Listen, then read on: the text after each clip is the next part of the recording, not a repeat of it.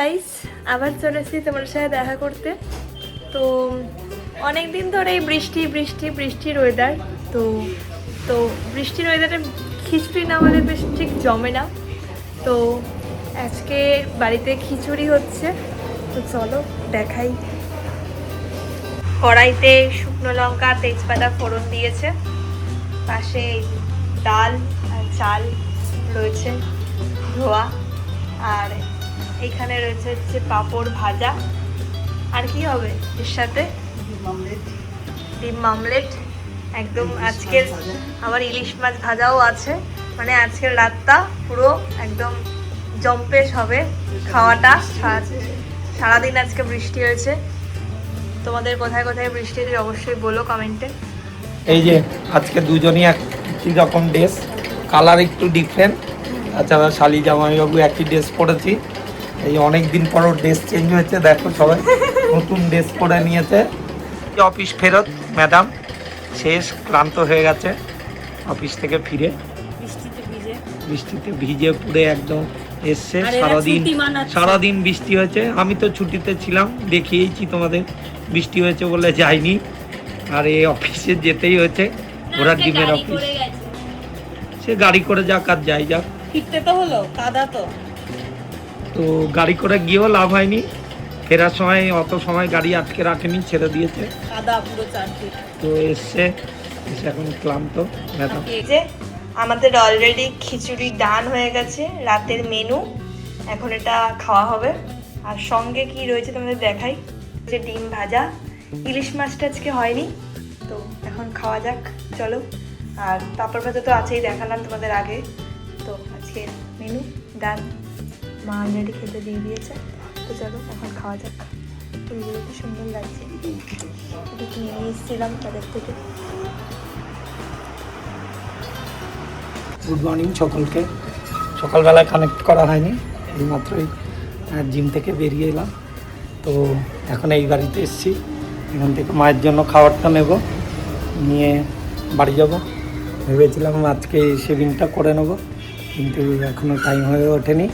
যাই হোক, জিম থেকে আজকে অল্প একটু সময় করলাম, কারণ আরেক শ্বশুরের দোকানে গিয়েছিলাম একটু, ওনাকে একটা জিনিস দিতে, এই জন্যই তাড়াতাড়ি বেরিয়ে গেছি জিম থেকে। আর এখন বাড়ি যাব, গিয়ে দেখি কি করা যায়, বা এখান থেকে খাবারটা নিয়ে সেলুনেও যেতে পারি, দেখা যাক। চলো আবার কানেক্ট করছি পরে তোমাদের সাথে। এই যে খাবার রেডি হচ্ছে আমার, আনারস। এমন আনারস কাটা মাত্রই থালা ভর্তি হয়ে যাচ্ছে। এই যে মা কেটে দিচ্ছে আনারসটা, দেখো। এগুলো সব ডায়েট খাওয়ার, ডায়েট চিকেন গরম করে দিয়েছে, শশা কেটে নিয়েছি। আর এই যে এখন আনারস কাটা হচ্ছে, আনারসটা কাটা হয়ে গেলে খেতে বসবো আমি আর মা দুইজনে। দেখো আনারসের রসে পুরো একদম থালা ভর্তি হয়ে গেছে।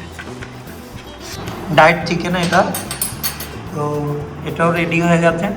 আর এই যে এখানে শশা রয়েছে, দইটা নেব।